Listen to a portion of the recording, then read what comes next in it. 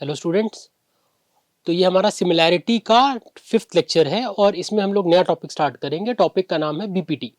ठीक है, तो देखो हमने 4 जो अभी लेक्चर्स देखे सिमिलैरिटी के, उसमें हमने बेसिक जो सिमिलैरिटी होती है उसकी कौन कौन सी क्राइटेरिया होती है और कैसे उसको हम लोग प्रूव करते हैं, फिर कैसे वैल्यूज निकालते हैं, उसका आफ्टर रिजल्ट क्या आता है सिमिलर करने के बाद, ये सब हमने देख लिया। ठीक, अब जो है नया टॉपिक है इसका ये बेसिक प्रोपोर्शनैलिटी थ्योरम या बीपीटी। इसमें हमें क्या करना है, देखो पहली बात तो जो हमने टॉपिक पढ़ लिया है उस पर अभी हम लोग कुछ और क्वेश्चन बीच बीच में करते रहेंगे, उस पर कैसे एमसीक्यू वगैरह आ सकते हैं सब हम लोग लास्ट में भी देखेंगे। फिलहाल अभी इस टॉपिक पे आते हैं, बीपीटी। देखो तो ये जो टॉपिक है इसको थेल्स थ्योरम भी बोलते हैं, बिकॉज एक साइंटिस्ट थे थेल्स जिन्होंने थ्योरम दी थी। ठीक है, तो थेल्स थ्योरम या फिर बेसिक प्रोपोर्शनैलिटी थ्योरम। क्लियर। अब ये थ्योरम कहती क्या है? थ्योरम ये कहती है कि जैसे अगर हमारे पास एक ट्रायंगल है एबीसी, ठीक, और अगर इस ट्रायंगल एबीसी में हमने किसी एक साइड के पैरेलल एक लाइन बना दी, मतलब जैसे अगर एबीसी एक ट्रायंगल है, अगर हमने बीसी के पैरेलल एक ऐसे लाइन बना दी, ठीक है। अब वो जरूरी नहीं कि लाइन बिल्कुल बीच से बने, मतलब वो जो लाइन पैरेलल बना रहे हैं वो लाइन ऊपर से जा सकती है, यहां से जा सकती है, यहां से जा सकती है। ऐसा बिल्कुल जरूरी नहीं है कि लाइन वो बिल्कुल बीचों बीच बिल्कुल सेंटर पे बने। ठीक है, तो ये चीज याद रखना कि अगर हम एक लाइन बना दें, और कैसी लाइन, एक ऐसी लाइन जो कि किसके पैरेलल रहे, बीसी के पैरेलल, या ट्रायंगल किसी और साइड के पैरेलल भी हो सकती है। ठीक, तो एक लाइन बना लेते हैं बीसी के पैरेलल और फिर बताते हैं उसमें होता क्या, रिजल्ट क्या आता है बीपीटी से। तो ऐसी ये एक लाइन है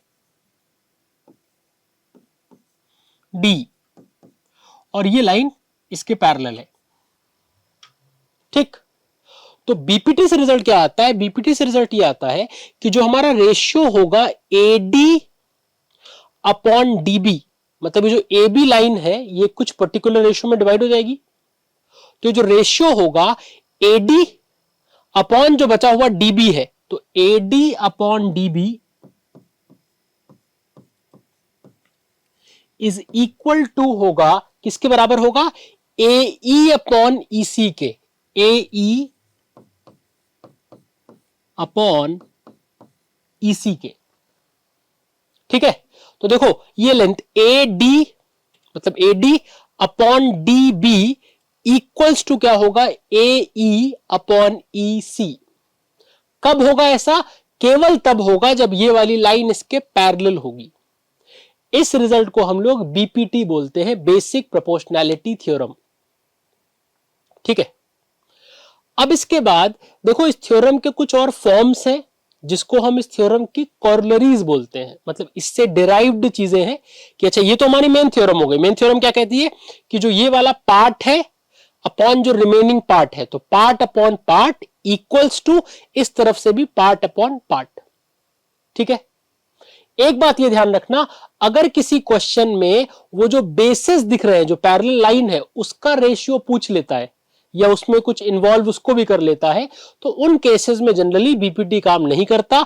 बीपीटी तब वर्क करेगा जब हम साइड्स की बात करेंगे, AD upon DB equal to A upon E C, यहां बीपीटी काम करेगा। क्लियर।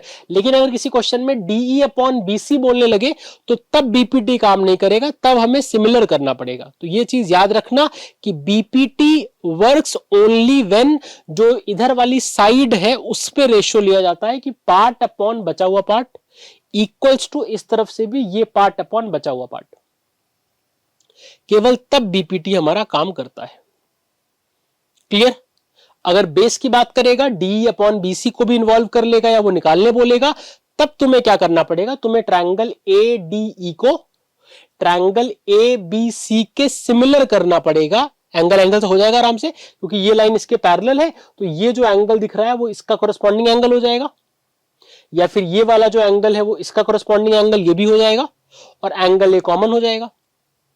क्लियर है? ये बात समझ में आ रही है? अब इसमें मैंने कहा कुछ के और फॉर्म्स होते हैं जिसको हम कहते हैं कॉरोलरीज ऑफ बीपीटी। अब ये क्या होता है? वैसे हम ये एडवाइस करेंगे कि कॉरोलरी को डायरेक्ट यूज मत करना। हाँ, अगर क्वेश्चन एमसीक्यू वगैरह में आ जाता है तब हम डायरेक्ट यूज करेंगे तो चलेगा, क्योंकि वहां पे वर्किंग तो चाहिए नहीं, उनको आंसर चाहिए। अदरवाइज कोरोलरीज को अगर तुम डायरेक्ट यूज ना करो तो थोड़ा बेटर है। अब ये होता क्या है, जैसे अगर हम एक कोरोलरीज की लिखें बीपीटी की, तो क्या करेंगे, पहले वर्ड लिख दें कि होता क्या है, इसको बोलते हैं देखो कोरोलरी।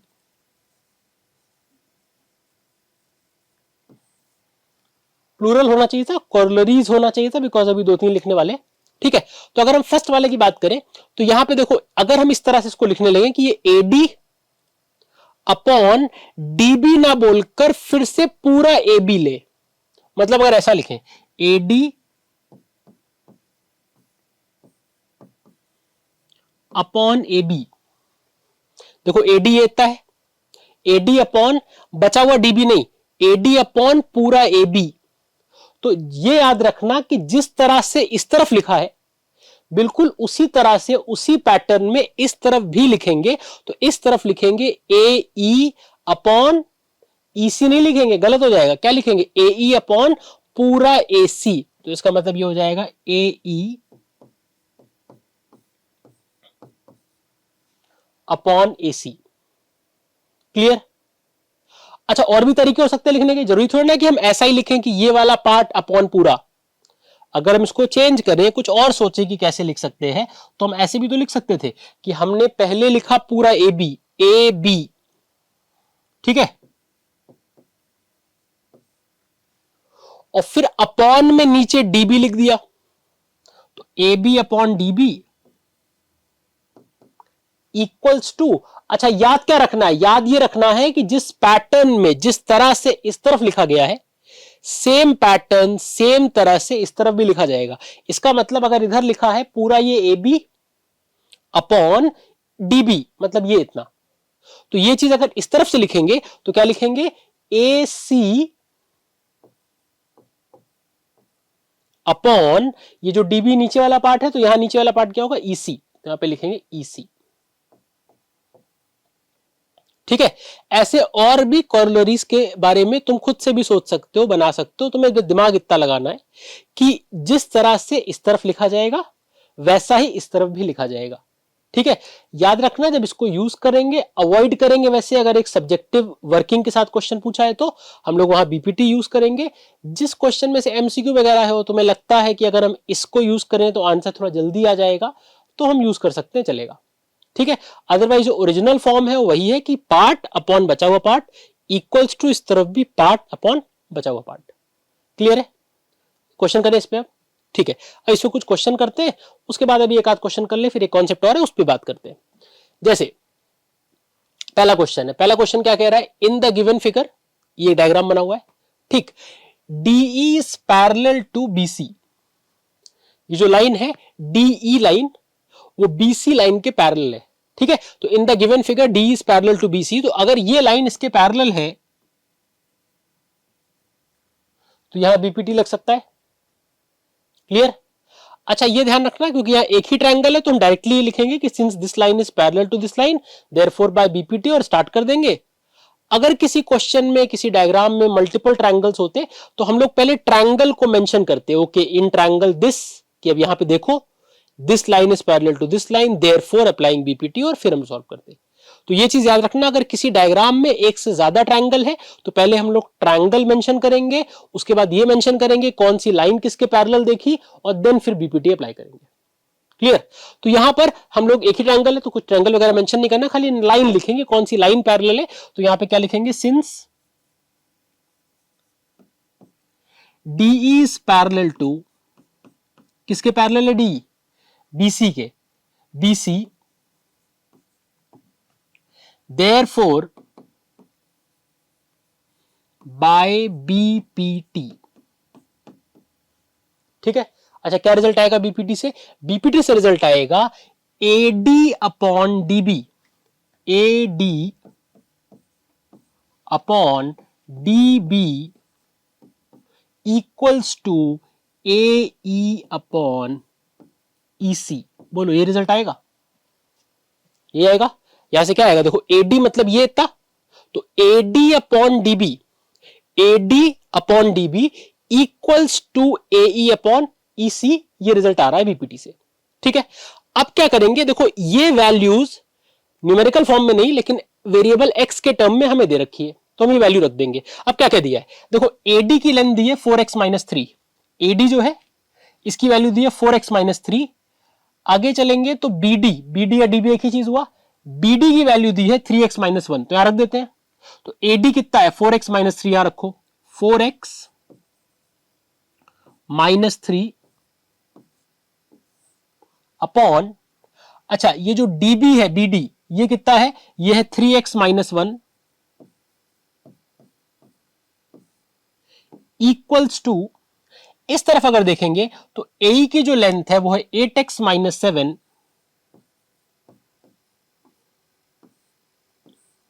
अपॉन, और नीचे EC जो है EC कितना आ जाएगा 5x minus 3।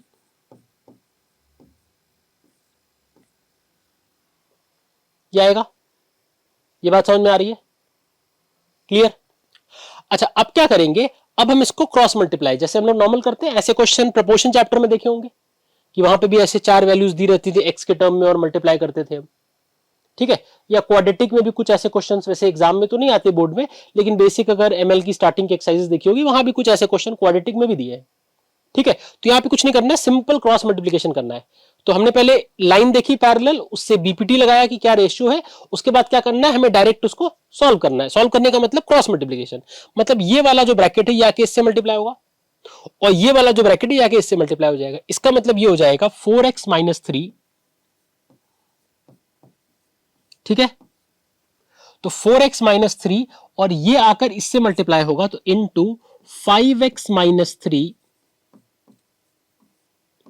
Is equal to, अच्छा फिर यहां पे बचता है 8x माइनस 7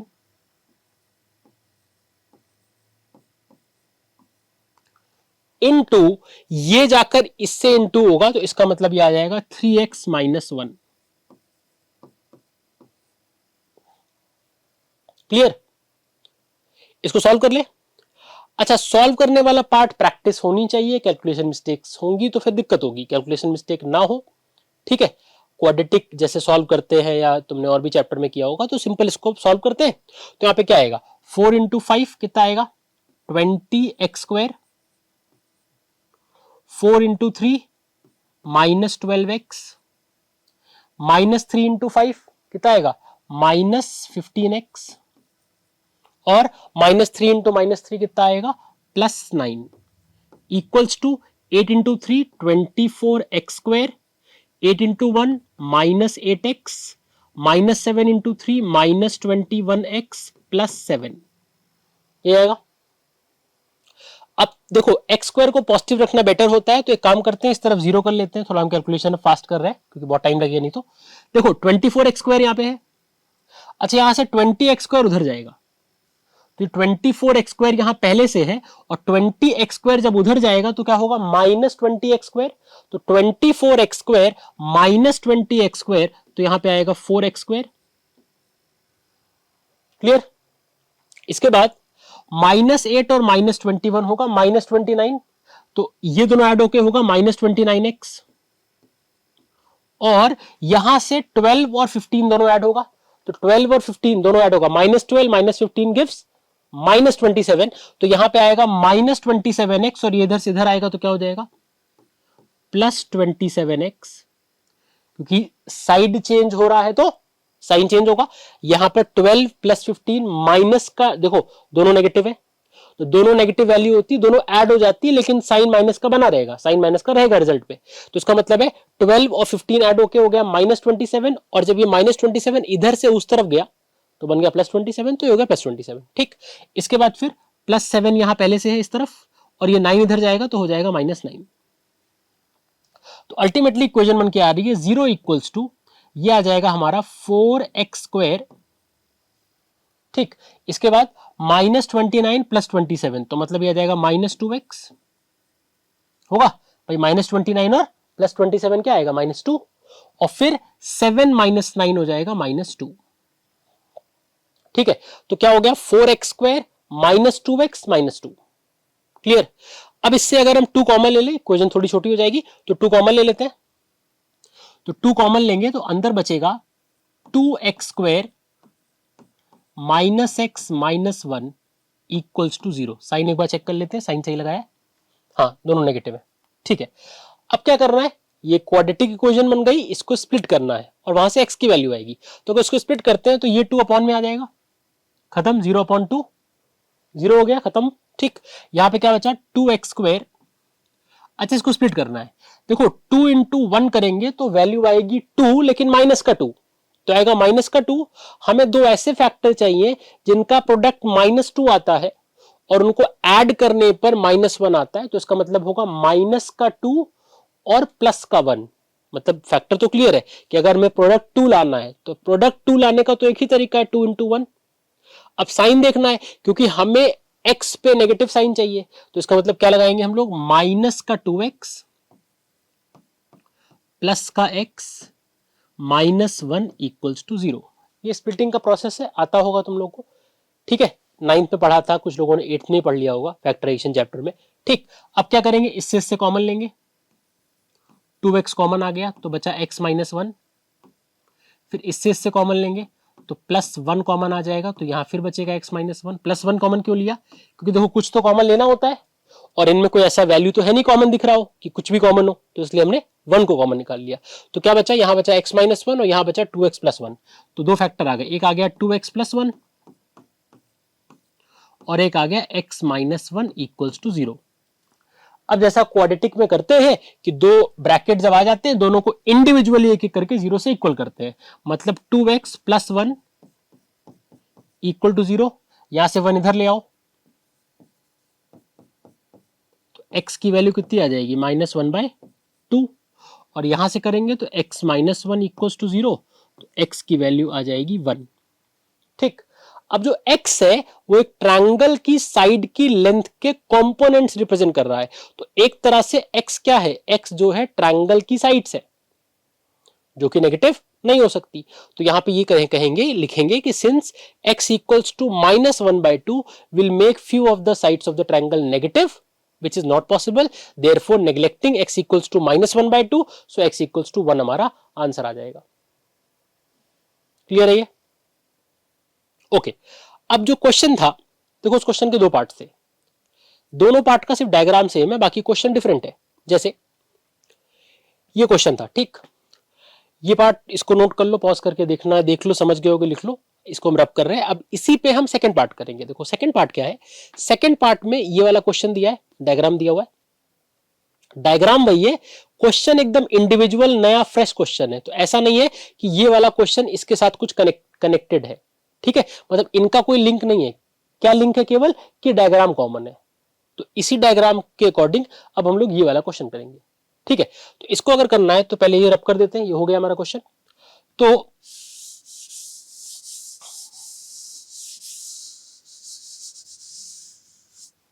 ठीक है, अब देखो यहां पर ये लाइंस पैरेलल थी, ठीक। अब अगर हम लोग इस ट्रायंगल पे नॉर्मल बीपीटी लगाए तो हमें पता है कि बाय बीपीटी क्या रिजल्ट आएगा, since D is parallel to BC, therefore by BPT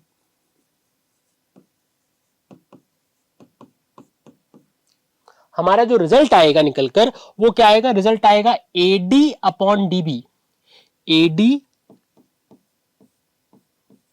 upon DB is equals to AE upon EC।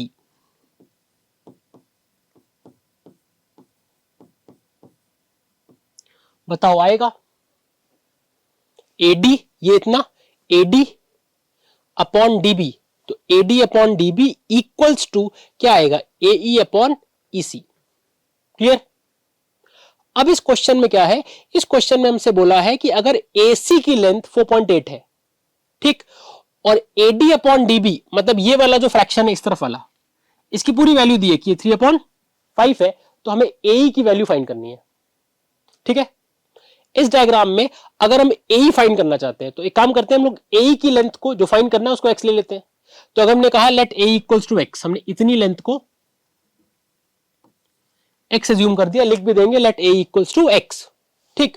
तो अगर हमने AE को x एज्यूम कर लिया, हमें पता है कि AC की वैल्यू 4.8 है। AC मतलब पूरा साइड AC यहां तक, तो अगर उसमें से हमने ए को इतने लेंथ को एक्स अज्यूम कर लिया है, तो ये जो बचा हुआ रिमेनिंग लेंथ हमारा ईसी है, ये कितना हो जाएगा? बताओ कितना होगा ये? भाई देखो ये एक्स है और ये पूरा जो एसी है इसकी लेंथ 4.8 है। तो अगर हम पूरे 4.8 एसी में से एक्स माइनस कर दें तो हमारा ये जो ईसी की लेंथ होगी वो होगी 4.8 माइनस एक्स होगा। ठीक, अब अगर इस पे हमने बीपीटी अप्लाई किया, जो कि हम कर चुके हैं, तो अगर बीपीटी अप्लाई किया तो बीपीटी के अकॉर्डिंग अगर डी लाइन बीसी लाइन के पैरेलल है, ठीक, क्वेश्चन में लाइन पैरेलल दे रखी है, तो पैरेलल है तो बीपीटी से रिजल्ट क्या आएगा? बीपीटी से रिजल्ट आएगा this part upon this part, मतलब ये पार्ट अपॉन ये पार्ट इक्वल्स टू ये वाला पार्ट अपॉन ये वाला पार्ट। तो इसका मतलब AD upon DB equals to A upon EC. Clear? अब इसमें वैल्यू डालनी है। अच्छा, वैल्यू की बात अगर करें तो एडी अपॉन डीबी ये वैल्यू तो दे ही रखी है भाई। देखो एडी अपॉन डीबी 3/5 है, तो यहां इसको हटाकर इसमें क्या लिख सकते हैं? 3/5 लिख सकते हैं। अच्छा, ए अपॉन ईसी में ए की वैल्यू को एक्स अगर लेते हैं तो ये हमारा 4.8 माइनस एक्स होगा। इसका मतलब ये हो गया एक्स अपॉन 4.8 माइनस एक्स होगा। क्लियर? अब इसके बाद हम क्या कर सकते हैं? सिंपल क्रॉस मल्टीप्लीकेशन जैसे अब तक कर रहे थे। तो अगर हम इसको इससे मल्टीप्लाई कर दे, इसका मतलब 3 into 4.8 minus X equals to 5 into X, तो 5x होगा। अब देखो ये 3 अंदर आया तो 3 से मल्टीप्लाई होगा, 3 इंटू 8 24, तो 4 बचा 2, 3 इंटू 4 12 और 2 कैरी बचा था तो 14.4। ठीक है, minus three X equals to यहां पे क्या बचा? 5x होगा। अब क्या करें? ये वाला 3x उठा के इधर भेज दो, तो इसका मतलब ये कितना आ जाएगा? ये आ जाएगा 14.4 इक्वल्स टू 5x यहां पहले से है, और अगर हमारा ये 3x जो है वो इधर से इधर चला गया तो क्या हो गया? Plus 3x। अच्छा, 5x प्लस 3x की वैल्यू कितनी आ गई? ये आ गई 8x, और इधर क्या है? इधर है 14.4 है। अब अगर हम 14.4 को 8 से डिवाइड कर दे तो ये हो जाएगा 14.4 अपॉन 8 इक्वल टू x, और फिर यहां पे कैंसिल हो जाएगा, तो इसका मतलब ये आ गया हमारा 1.8 इक्वल्स टू x। ये आ रहा है? कैंसिल सही किया मैंने? हाँ, 1.8। ठीक है, यूनिट अगर क्वेश्चन में दी है तो लगा देंगे। जैसे आप यूनिट दी है, एसी हमारा 4.8 सेंटीमीटर है, तो हमारा जो x आएगा वो भी 1.8 सेंटीमीटर आएगा, जो हमसे निकालने बोला गया था। क्लियर? अब इस वाले क्वेश्चन को अगर तुम चाहो एमसीक्यू वगैरह में क्वेश्चन आता तो तुम इसको कोरोलरी से भी कर सकते थे।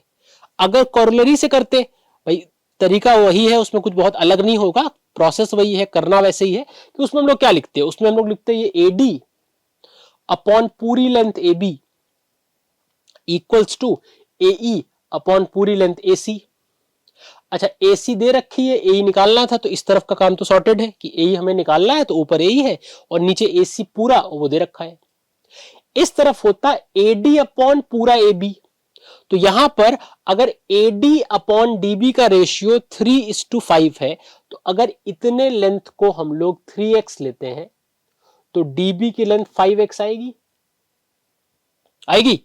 अगर हम एडी को 3x लेते हैं तो ये जो बचा हुआ डीबी है ये 5x आएगा, और 3x प्लस 5x ऐड होकर कितना हो जाएगा? 3 प्लस 5 होता है 8, तो ऐड होकर 8x हो जाता। तो इसका मतलब AD अपॉन AB जब हम करते तो 3x अपॉन 8x कट के xx कट जाता, तो 3 अपॉन 8 आ जाता।